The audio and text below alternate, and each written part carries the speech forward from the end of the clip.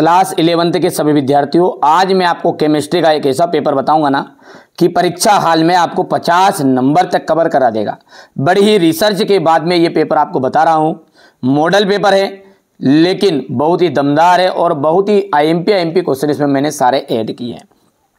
बिना किसी देरी के वीडियो शुरू करेंगे, लेकिन उससे पहले कह दूं मैं 100% गारंटी ले लूं आपसे कि 40 से 50 नंबर तक का एग्जाम में फंसेगा। जो बच्चे मेरे द्वारा दिए गए 4 पेपरों को करके जाएगा ना, बिल्कुल उसे 65 से 70 नंबर लाने से कोई नहीं रोक सकता, चाहे कोई से भी जिले से आप हो। ठीक है, चलिए तो देर किस बात की है, फटाफट से शुरू करते हैं। एक पदार्थ में 80% कार्बन है, 20% हाइड्रोजन है, वहां पदार्थ होगा C2H6। परिवर्ती संयोजकता प्रदर्शित करते हैं संक्रमण तत्व। शुद्ध जल की जो मोलरता होती है ना, वो है 55.6। चुंबकीय क्वांटम संख्या संबंधित है। चुंबकीय जो क्वांटम संख्या वो विन्यास से संबंधित है। सिग्मा बंध और पाई बंध से, जो सिग्मा बंध होता है ना, वो पाई बंध से प्रबल होता है। आयनन विभव का न्यूनतम, आयनन विभव न्यूनतम है अक्रिय गैस। ठीक है, इसके बाद में यहां से अपन देखेंगे ये हो जाएगा इतना। ठीक है, 6।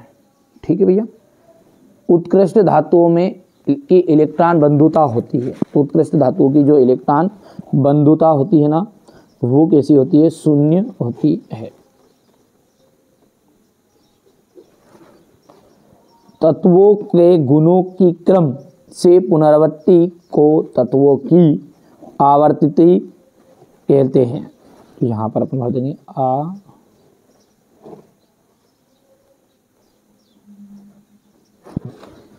स्थिर ताप पर किसी अभिक्रिया के लिए साम्य स्थिरांक Kp एवं Kc का जो संबंध है वो क्या है।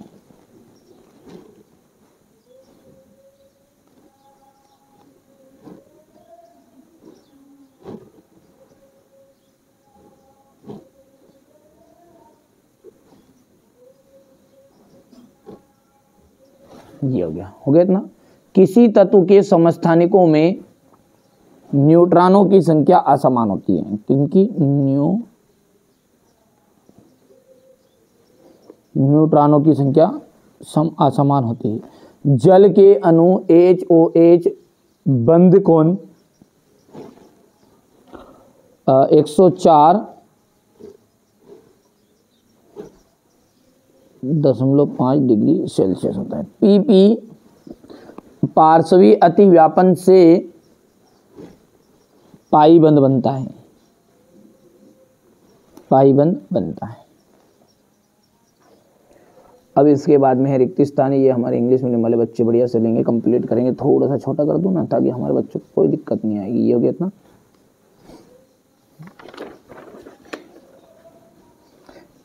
एस अतिव्यापन। एस अतिव्यापन का जाएगा आपका सिग्मा बंध। एंट्रोपी का मिलान करना आपको उष्मा गतिकी फलन। पूरे क्वेश्चन फंसेंगे, ध्यान रखना होता है ना। H2O की संरचना, H2O की संरचना जो आ जाएगी आपकी यहां पर सेतु। तो यहां से देखिएगा ये आपका तीसरा हो जाएगा यहां पर। ठीक है भैया, इतना कंप्लीट हो गया है। इसके बाद में अपन यहां पर बात करते हैं। चलिए अगला क्या है आपका, यहाँ पर है एक वाक्य में उत्तर है। और बेंजीन अणु के प्रत्येक कार्बन में कौन सा संकरण पाया जाता है? sp2 संकरण। ठीक है, किस एंथैल्पी का मान सदैव ऋणात्मक होता है? तो दहन की एंथैल्पी। दहन की एंथैल्पी। एंट्रोपी क्या है? एंट्रोपी है व्यवस्था की माप।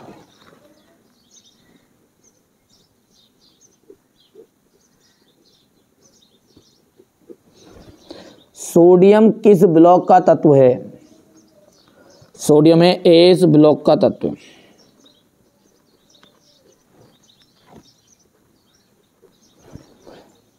एथिलीन डाई ब्रोमाइड को जिंक इन्हें Zn के चूर्ण के साथ गर्म करते हैं तो क्या बनता है? तो ये बनता है भैया एथिलीन।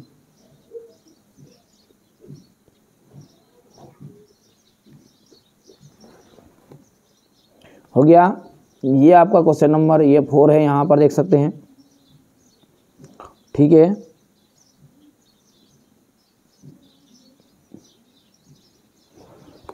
हो गया इतना।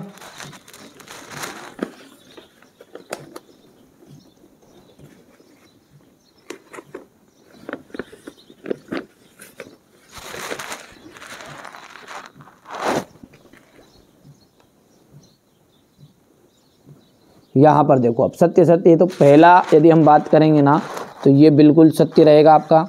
दूसरा जो है वो असत्य रहने वाला है ना। तीसरा जो है ना वो आपका सत्य रहेगा। फिर चौथा आपको असत्य लिख देना है। पांचवा और छठा आपका एकदम राइट कर देना है। हो गया इतना। ये क्वेश्चन नंबर 5 है आपका।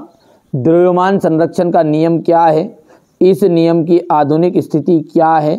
मूलानुपाती सूत्र, ठीक है, किसी विलयन की मोलरता को परिभाषित करना है। ये सारे क्वेश्चनों का सॉल्यूशन मैं आपको प्रोवाइड कराऊंगा, कोई चिंता करने की जरूरत नहीं। पहले प्रश्न देखो, डाल्टन के परमाणुवाद के मुख्य बिंदु लिखिए। एनोड किरणें कैसे उत्पन्न होती है उनके गुण लिखिएगा।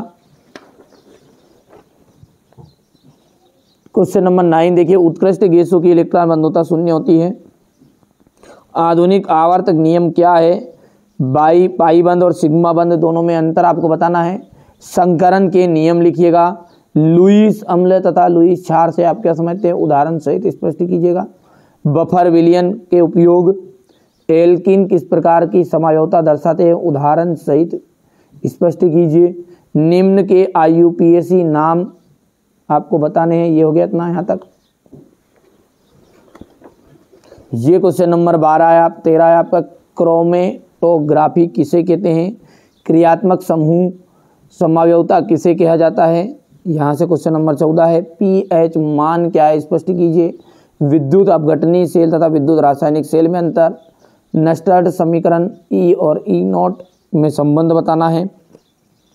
किसी कार्बनिक यौगिक में सल्फर का परीक्षण किस प्रकार किया जाता है? इलेक्ट्रोमेरिक प्रभाव क्या है टिप्पणी लिखिएगा।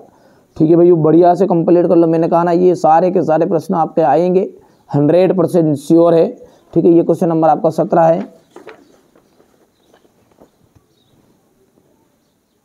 ऊर्जा अभिक्रिया और विकार्बोक्सिलीकरण और स्वाट अभिक्रिया बताना है। पाउली के अपवर्जन का नियम बताइएगा।